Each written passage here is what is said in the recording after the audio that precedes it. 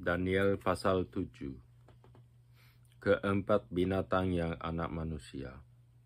Pada tahun pertama pemerintahan Belshazzar, Raja Babel, bermimpilah Daniel dan mendapat penglihatan-penglihatan di tempat tidurnya. Lalu dituliskannya mimpi itu, dan inilah garis besarnya. Berkatalah Daniel demikian, pada malam hari aku mendapat penglihatan, tampak keempat angin dari langit mengguncangkan laut besar, dan empat binatang besar naik dari dalam laut, yang satu berbeda dengan yang lain. Yang pertama rupanya seperti seekor singa, dan mempunyai sayap burung rajawali. Aku terus melihatnya sampai sayapnya tercabut dan ia terangkat dari tanah dan ditegakkan pada dua kaki seperti manusia. Dan kepadanya diberikan hati manusia. Dan tampak ada seekor binatang yang lain. Yang kedua, rupanya seperti beruang. Ia berdiri pada sisinya yang sebelah, dan 3 tulang rusuk masih ada di dalam mulutnya, di antara giginya. Dan demikianlah dikatakan kepadanya, ayo, makanlah daging banyak-banyak. Kemudian aku melihat, tampak seekor binatang yang lain, rupanya seperti macan tutul.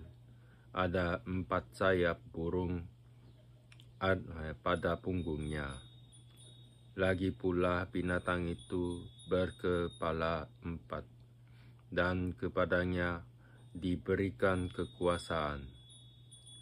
Kemudian aku melihat dalam penglihatan malam itu, tampak seekor binatang yang keempat, yang menakutkan dan mendahsyatkan, dan ia sangat kuat. Ia bergigi besar dari besi, dan melahap dan merumukkan, dan sisanya diinjak-injaknya dengan kakinya. Ia berbeda dengan segala binatang yang terdahulu. Lagi pula ia bertanduk 10. Sementara aku memperhatikan tanduk-tanduk itu, tampak tubuh di antaranya suatu tanduk lain yang kecil, sehingga 3 dari tanduk-tanduk yang dahulu itu tercabut. Dan pada tanduk itu tampak ada mata seperti mata manusia, dan mulut yang menyombong. Sementara aku terus melihat, takhta-takhta diletakkan, lalu duduk yang lanjut usianya. Pakaiannya putih seperti salju, dan rambutnya bersih seperti bulu domba. Kursinya dan dari nyala api dengan roda-rodanya, dari api yang berkobar-kobar. Suatu sungai api timbul dan mengalir dari hadapannya. 1000 kaki beribu-ribu melayani dia. 1000 kali beribu-ribu melayani dia. Dan selaksa kali berlaksa-laksa berdiri di hadapannya. Lalu duduklah majelis pengadilan dan dibukakan kitab-kitab. Aku terus melihatnya karena perkataan sombong yang diucapkan tanduk itu. Aku terus melihatnya sampai binatang itu dibunuh, tubuhnya dibinasakan dan diserahkan ke dalam api yang membakar.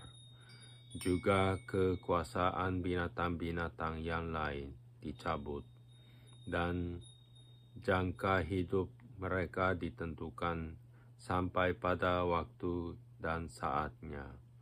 Aku terus melihat dalam penglihatan malam itu. Tanpa datang dengan awan-awan dari langit, seorang seperti anak manusia, datanglah ia kepada yang lanjut usia itu, dan ia dibawa ke hadapannya, lalu diberikan kepadanya kekuasaan dan kemuliaan dan kekuasaan sebagai raja. Maka orang-orang dari segala bangsa, suku bangsa dan bahasa mengabdi kepadanya. Kekuasaannya ialah kekuasaan yang kekal, yang tidak akan lenyap, dan kerajaannya ialah kerajaan yang tidak akan musnah. Maka aku, Daniel, terharu karena hal itu, dan penglihatan-penglihatan yang kulihat itu menggelisahkan aku. Lalu ku dekati salah seorang dari mereka yang berdiri di sana, dan ku minta penjelasan tentang semuanya itu. Maka berkatalah ia kepadaku, dan diberitahukannya kepadaku maknanya. Binatang-binatang besar yang 4 ekor itu ialah 4 raja yang akan muncul dari dalam bumi. Sesudah itu orang-orang kudus milik Yang Maha Tinggi yang akan menerima pemerintahan, dan mereka akan memegang pemerintahan itu sampai selama-lamanya, bahkan kekal selama-lamanya. Lalu aku ingin mendapat penjelasan tentang binatang yang keempat itu, yang berbeda dengan segala binatang yang lain, yang sangat menakutkan dengan gigi besinya dan kuku tembaganya, yang melahap dan meremukkan dan menginjak-injak sisinya dengan kakinya, dan tentang ke-10 tanduk yang ada pada kepalanya, dan tentang tanduk yang lain, yakni tanduk yang mempunyai mata dan yang mempunyai mulut yang menyombong, yang tumbuh sehingga patahlah 3 tanduk, dan yang lebih besar rupanya dari tanduk-tanduk yang lain. Dan aku melihat tanduk itu berpegang melawan orang-orang kudus dan berperang melawan orang-orang kudus dan mengalahkan mereka, sampai yang lanjut usianya itu datang, dan keadilan diberikan kepada orang-orang kudus milik Yang Maha Tinggi. Dan waktunya datang, orang-orang kudus itu memegang pemerintahan. Maka demikianlah katanya, binatang yang keempat itu ialah kerajaan yang keempat yang akan ada di bumi, yang akan berbeda dengan segala kerajaan dan akan menelan seluruh bumi, menginjak-injaknya dan meremukkannya. Ke-10 tanduk itu ialah ke-10 raja yang muncul dari kerajaan itu. Sesudah mereka akan muncul seorang raja. Dia berbeda dengan raja-raja yang dahulu, dan akan merendahkan 3 raja.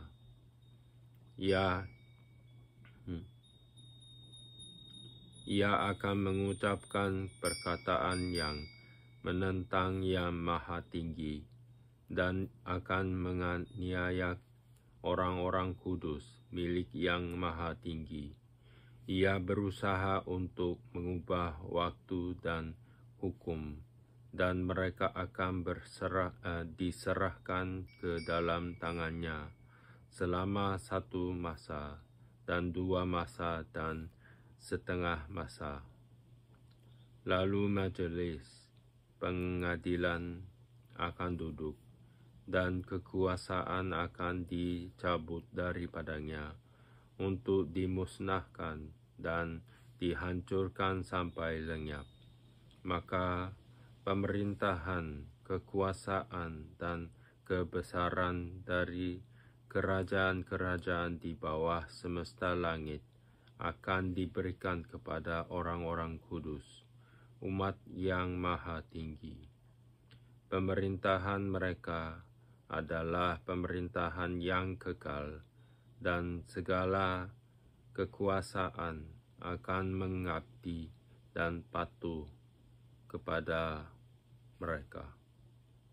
Sekian berita itu. Adapun aku, Daniel, pikiran-pikiranku sangat menggelisahkan aku, sehingga aku menjadi pucat, dan aku menyimpan hal itu dalam ingatanku. Pasal 8. Domba jantan dan kambing jantan.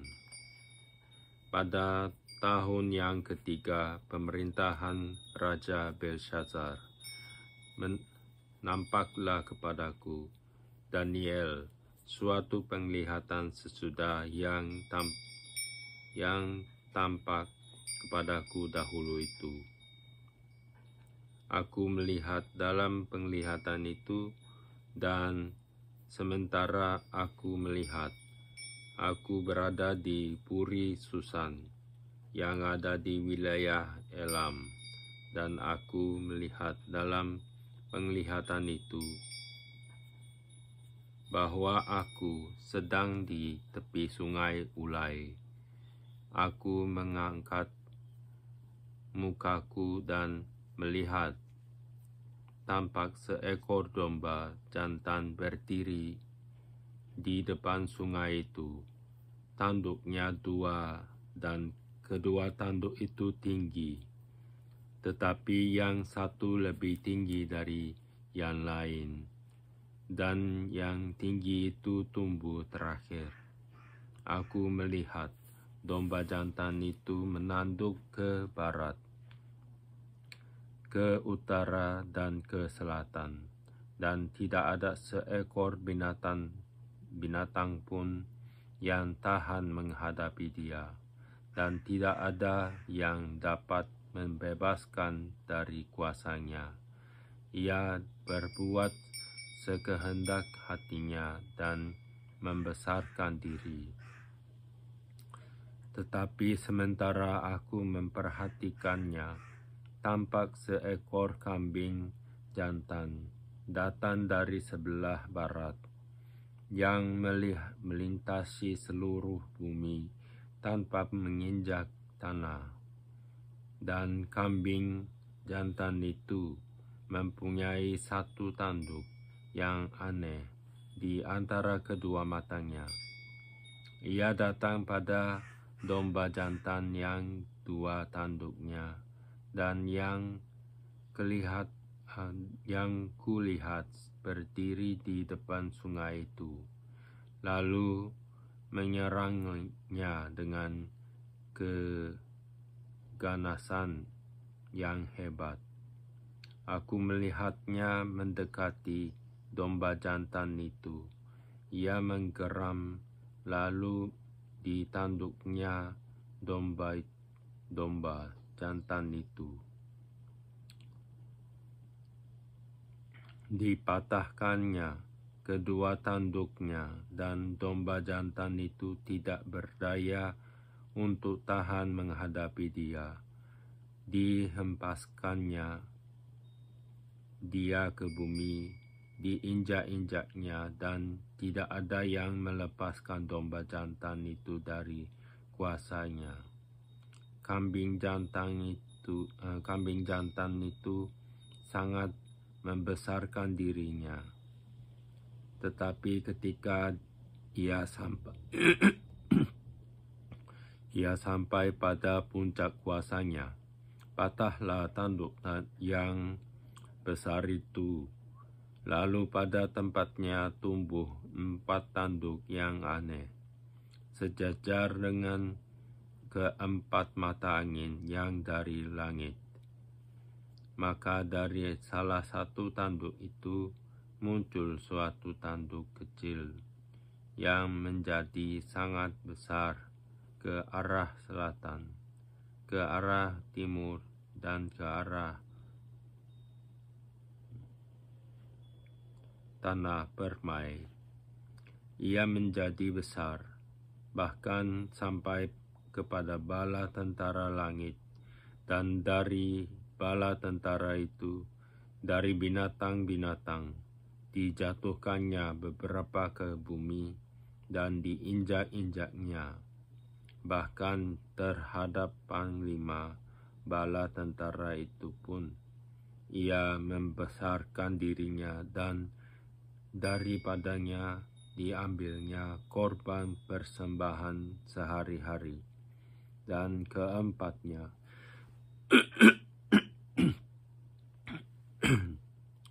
dan tempatnya yang kudus dirobohkannya. Suatu kebaktian diadakan secara fasik, menggantikan korban sehari-hari.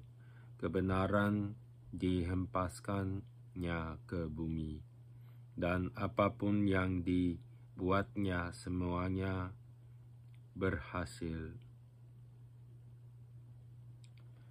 Kemudian ku dengar seorang kudus berbicara, dan seorang kudus lain berkata kepadanya, kepada yang berbicara itu, sampai berapa lama berlalu penglihatan ini, yakni korban sehari-hari dan kefasikan yang membinasakan tempat kudus yang diserahkan dan bala tentara yang diinjak-injak.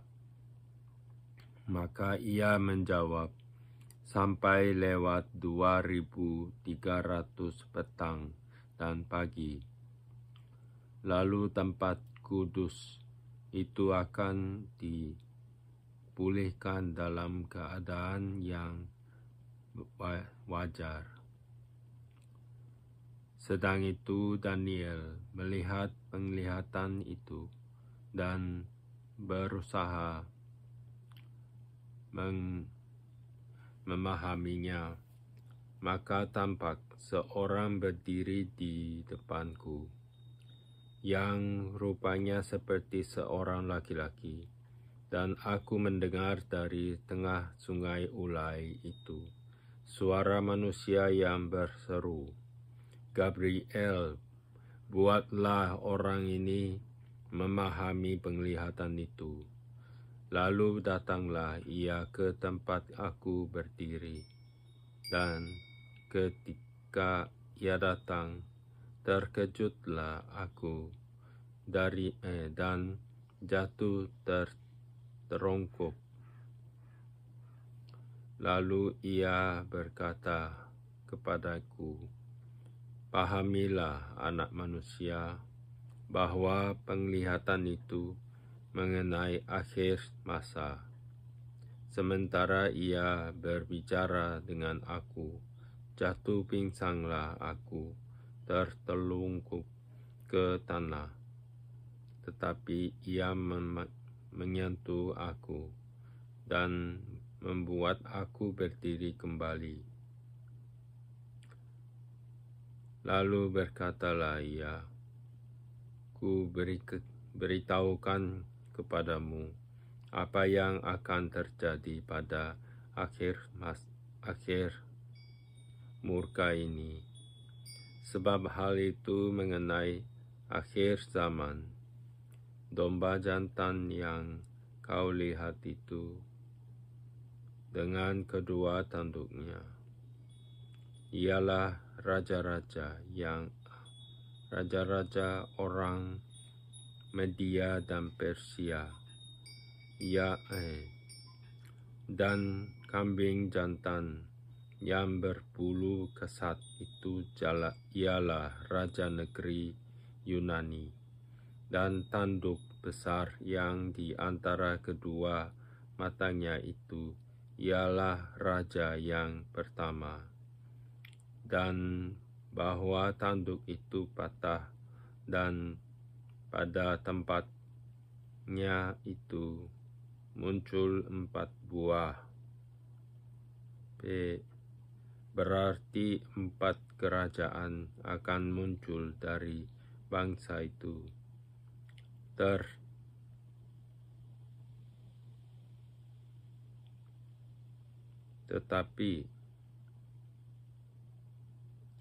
Tetapi tidak sekuat yang terdahulu. Dan pada akhir kerajaan mereka, apabila orang-orang fasik telah penuh kejahatannya, maka akan muncul seorang raja dengan muka yang garang dan yang pandai menipu. Kekuatannya akan menjadi hebat, tetapi tidak sekuat yang terdahulu, dan ia akan mendatangkan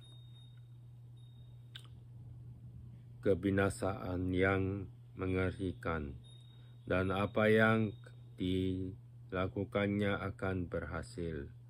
Orang-orang berkuasa akan dibinasakannya, juga umat orang kudus, dan oleh karena akalnya penipuan yang dilakukannya akan berhasil. Ia akan membesarkan dirinya dalam hatinya, dan dengan tak disangka-sangka banyak orang akan dibinasakannya. Juga ia akan bangkit melawan raja segala raja, tetapi tanpa perbuatan tangan manusia. Ia akan menghancurkan apapun penglihatan tentang petang dan pagi itu. Apa yang dikatakan tentang itu adalah benar, tetapi engkau sembunyikanlah penglihatan itu, sebab hal itu mengenai masa depan yang masih jauh.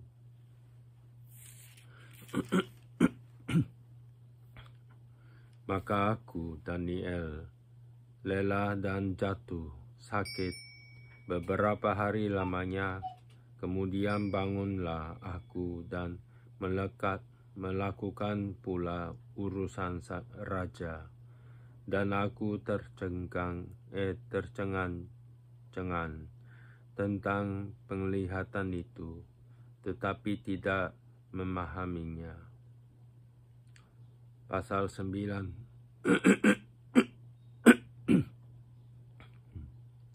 Pasal 9. Doa Daniel.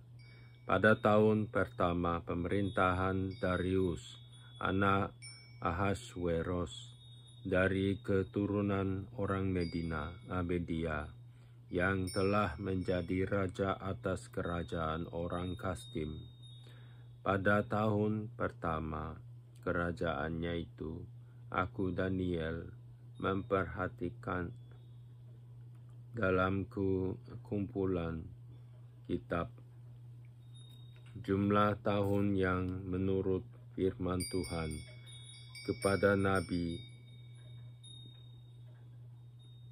Yeremia akan berlaku atas timbunan puing Yerusalem, yakni 70 tahun.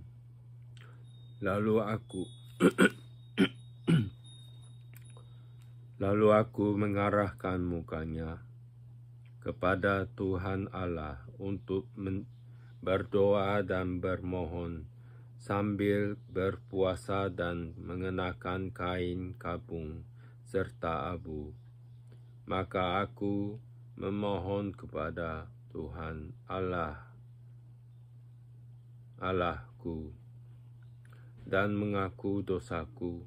Demikian, Tuhan, Allah yang maha besar dan dahsyat, yang memegang perjanjian dan kasih setia terhadap mereka yang mengasihi Engkau, serta berpegang pada perintahmu. Kami telah berbuat dosa dan salah. Kami telah berlaku fasik dan telah memberontak.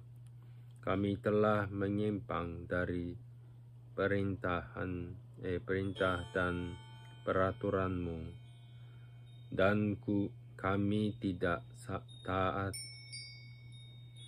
kepada hamba-hambamu, para nabi yang telah berbicara atas namamu kepada raja-raja kami, kepada pemimpin-pemimpin kami, kepada bapa-bapa kami, dan kepada segenap rakyat negeri. Ya Tuhan, Engkaulah yang besar, tetapi patutlah kami malu seperti pada hari ini. Kami orang-orang Yehuda, penduduk kota Yerusalem, dan segenap orang Israel, mereka yang dekat dan mereka yang jauh, di segala negeri kemana Engkau telah membuang mereka, oleh karena mereka berlaku murtad terhadap Engkau. Ya Tuhan, kami, raja-raja kami, pemimpin-pemimpin kami, dan bapa-bapa kami patutlah malu, sebab kami telah berbuat dosa terhadap Engkau. Pada Tuhan Allah kami ada kesayangan dan keampunan, walaupun kami telah memberontak terhadap Dia dan tidak mendengarkan suara Tuhan Allah kami yang menyuruh kami hidup menurut hukum yang telah diberikannya kepada kami dengan perantaraan para nabi, hamba-hambanya. Segenap orang Israel telah melanggar hukum-Mu dan menyimpang karena tidak mendengarkan suara-Mu. Sebab itu telah dicurahkan ke atas kami kutuk dan sumpah yang tertulis dalam kitab Taurat Musa, hamba Allah itu. Sebab kami telah berbuat dosa terhadap Dia, dan telah ditetapkannya firman-Nya yang diucapkannya terhadap kami dan terhadap orang-orang yang telah memerintah kami, yakni bahwa akan didatangkannya kepada kami malapetaka yang besar, yang belum pernah terjadi di bawah semesta langit, seperti di Yerusalem.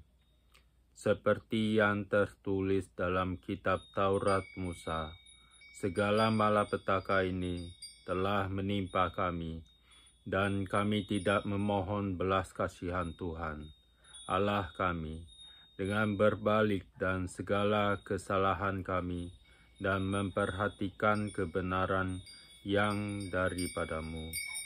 Sebab itu, Tuhan bersiap dengan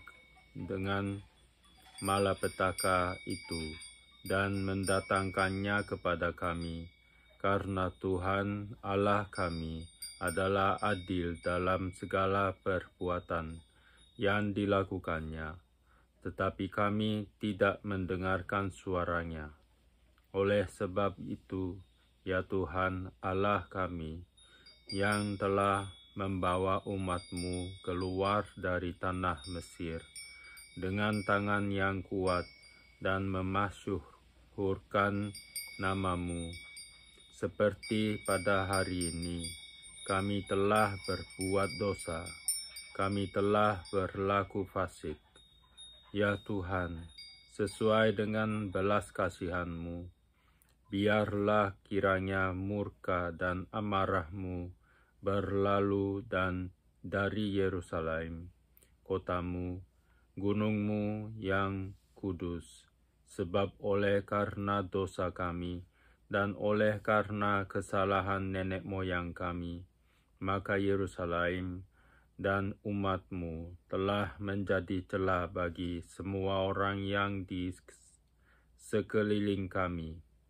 Oleh sebab itu, dengarkanlah, ya Allah kami, doa hamba-Mu ini dan permohonannya, dan sinarilah tempat kudus-Mu yang telah musnah ini dengan wajah-Mu, demi Tuhan sendiri. Ya Allahku, arahkanlah telinga-Mu dan dengarlah, bukalah mata-Mu dan lihatlah kebinasaan kami dan kota yang disebut dengan nama-Mu, sebab kami menyampaikan doa permohonan kami ke hadapan-Mu, bukan berdasarkan jasa-jasa kami, tetapi berdasarkan kasih sayang-Mu yang berlimpah-limpah. Ya Tuhan, dengarlah, ya Tuhan, ampunilah, ya Tuhan, perhatikanlah, dan bertindaklah dengan tidak bertangguh, oleh karena Engkau sendiri, Allahku, sebab kotamu dan umat-Mu disebut dengan nama-Mu. 70 kali 7 masa. Sementara aku berbicara dan berdoa dan mengaku dosaku dan dosa bangsaku, bangsa Israel, dan menyampaikan ke hadapan Tuhan Allahku permohonanku bagi gunung kudus Allahku. Sementara aku berbicara dalam doa, terbanglah dengan cepat ke arahku Gabriel, dia yang telah kulihat dalam penglihatan yang dahulu itu, pada waktu persembahan korban petang hari. Lalu ia mengajari aku dan berbicara dengan aku, Daniel, sekarang aku datang untuk memberi akal budi kepadamu, untuk mengerti. Ketika engkau mulai menyampaikan permohonan, keluarlah suatu firman, maka aku datang untuk memberitahukannya kepadamu, sebab engkau sangat dikasihi. Jadi, camkanlah firman itu dan perhatikanlah penglihatan itu. 70 kali 7 masa telah ditetapkan atas bangsamu dan atas kotamu yang kudus, untuk melenyapkan kefasikan, untuk mengakhiri dosa, untuk menghapuskan kesalahan, untuk mendatangkan keadilan yang kekal, untuk menggenapkan penglihatan dan nabi, dan untuk mengurapi yang maha kudus. Maka ketahuilah dan pahamilah dari saat firman itu keluar, yakni bahwa Yerusalem akan dipulihkan dan dibangun kembali sampai pada kedatangan seorang yang diurapi, seorang raja. Ada 7 kali 7 masa dan 62 kali 7 masa lamanya kota itu akan dibangun kembali. dengan tanah lapang dan paritnya, tetapi di tengah-tengah kesulitan, sesudah ke-62 kali 7 masa itu, akan disingkirkan seorang yang telah diurapi, padahal tidak ada salahnya apa-apa. Maka datanglah rakyat seorang raja, memusnahkan kota dan tempat kudus itu. Tetapi raja itu akan menemui ajalnya dalam air bah, dan sampai pada akhir zaman akan ada peperangan dan pemusnahan, seperti yang telah ditetapkan. Raja itu akan membuat perjanjian itu menjadi berat bagi banyak orang selama 1 kali 7 masa. Pada pertengahan 7 masa itu, ia akan menghentikan korban sembelihan dan korban santapan, dan di atas sayap kekejian akan datang yang membinasakan sampai pemusnahan yang telah ditetapkan menimpa yang membinasakan itu.